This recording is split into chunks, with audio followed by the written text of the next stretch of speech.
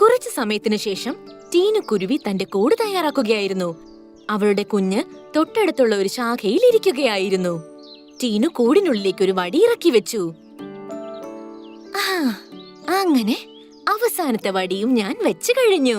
ഇപ്പോൾ എന്റെ കൂട് പൂർണ്ണമായും തയ്യാറായിരിക്കുന്നു. മോളെ ചിങ്കി, വാ, വേഗം വന്ന് കൂട്ടിലിരിക്കെ. ഇപ്പോൾ നമ്മുടെ കൂട് താമസിക്കാനായി തയ്യാറായിരിക്കുന്നു. സത്യമാണോ അമ്മേ? ചിങ്കി പക്ഷി സന്തോഷത്തോടെ കൂട്ടിൽ കയറിയിരുന്നു. പിന്നെ ടീനുകുരുവിയും കൂട്ടിൽ കയറിയിരുന്നു. ഹായ് അമ്മേ, ഈ കൂട്ടിലിരിക്കാൻ നല്ല രസമുണ്ട്. അവർ അങ്ങനെ സന്തോഷിച്ചിരിക്കുമ്പോഴാണ് അവർക്ക് ആ കൂട് ഇളകുന്നതായി തോന്നിയത്.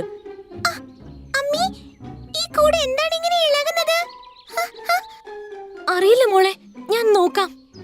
ടീനുകുരുവി കൂടിന് വെളിയിലിറങ്ങി നോക്കിയപ്പോൾ അവൾ കണ്ടത് രാമു ആന തന്റെ തുമ്പിക്കൈ കൊണ്ട് ആ മരം പിടിച്ചുലയ്ക്കുന്നതായിരുന്നു.